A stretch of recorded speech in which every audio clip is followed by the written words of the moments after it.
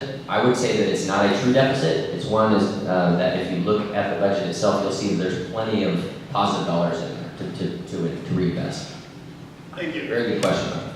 Okay, and Nate, next question is, what are your 3 priorities as a KUPD commissioner? What are your top 3 priorities?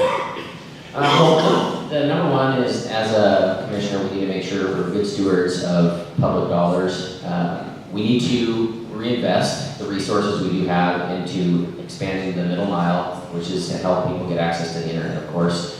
Having an open access network will drive competition, and it will help to hopefully bring those prices down for the consumer. Our customers are important, of course. We need to also look into more of the science, the innovation that Heather talked about in Port Gamble. Those are huge investments, though. I mean, gigantic investments from a financial standpoint, but with great dividends, great environmental positive, responses afterwards. But they're expensive. But the other is honestly just we have to make sure we monitor our resources. We make sure that we're monitoring and managing our water systems so that we have water for a really long time, that it's safe.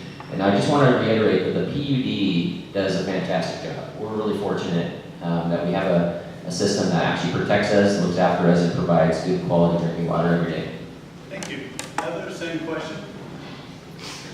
And again, I've talked about this a couple times. It's kind of a recurring theme for me, so here we go again. Water conservation is the most important thing to do, without a doubt. So we need to continue with that. That would be my top priority. The broadband, and that is going to be really a huge undertaking. So just making sure that is delivered as seamlessly as possible with best practices, and just continuing to work on the infrastructure so that we have the systems in place for our water and our broadband for the KPU. Thank you. And the last question I have, which is again somewhat similar to other ones you've had, but essentially this person's asking for the bigger picture from your perspective. So that is being detailed to your vision for KUPD. Where do you see KUPD in 6 years from now? Heather? That's a great question. And I would like to just see us moving forward with our plans for our water. Hopefully in 6 years we will have some community broadband in place, and just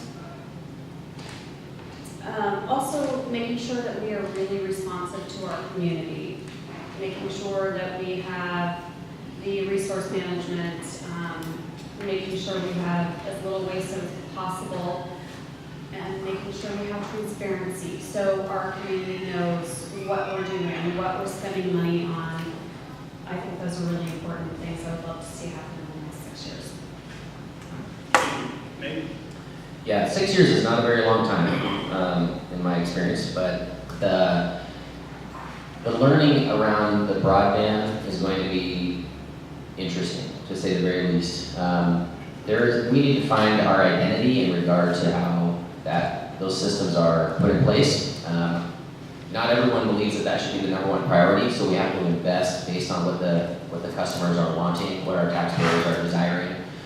But in 6 years, I think the biggest thing is that we find ways to just move our systems forward in the way that we've been putting them in place. Our system of monitoring our water resources has been in place since the 90s. They do fantastic work. I don't think it's our intention to go in and shake up anything.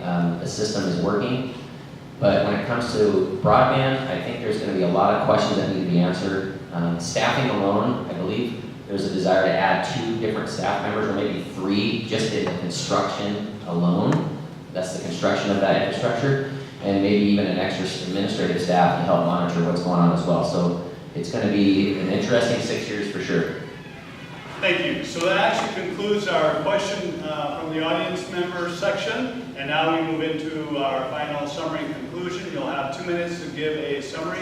You can, whatever you would like to do, share with the audience. And we began with Nate, so I'd like for Heather to begin with the summary and conclusion, please. Thank you. And we had some great questions today, and I would just like to thank everyone for being here and providing these very thoughtful questions today. So once again, just to repeat, I have Three goals: I would love to continue to do what I can to work on the water conservation. That's such a big passion of mine. Also making sure our community broadband is delivered where it needs to be most. Making sure our students have access to broadband. That's such a game changer for them. They have to be able to have access to the internet to compete at school. So it's really important. And making sure we have that community outreach, so the community knows what we're doing, what we're spending our money on. They can contact us and, feel comfortable contacting us. So those are my top goals. I'm really excited about the work they're doing. I'm very passionate about the projects. I love the way they're involved with the community already. And I am just committed to making a difference in our community. I really am. Every day I go to school and I'm committed to making a difference in the life of a child, and I would bring that same commitment to the KPD and making a change in our community. I hope I can count on your support. Thank you. Thank you. Nate, 2 minutes, please. Again, yeah, thank you for coming. I just wanted to reiterate that, like I said, my handout is there, and I would strongly encourage you to reach out if you're interested in talking more. I've actually, in this process, really enjoyed, I've met up with a couple of citizens I don't know, just who wanted to get together and talk. I thought that process was really enlightening, and actually I enjoyed that process as well. So if you have questions, please let me know. I think that I'm obviously qualified for the position, or I wouldn't be sitting here today. I'm very proud that my wife and I have decided to run this campaign with our own private money. We're not asking for resources from outside political parties or groups or even individuals. We have not affiliated or solicited or even accepted any political party endorsement because of it being a nonpartisan position. I feel strongly that partisan politics don't belong in a nonpartisan world. We have enough trouble in the partisan world as it is now.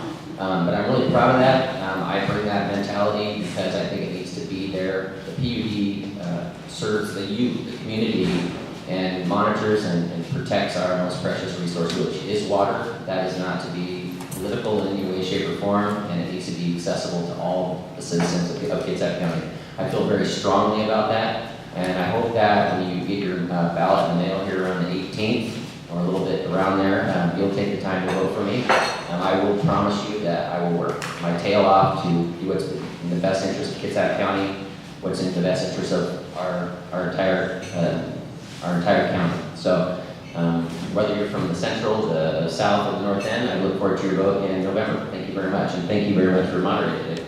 Thank you. And ladies and gentlemen, let us congratulate our candidates who are on their leadership for community and civic leadership. Thank you for joining us this evening.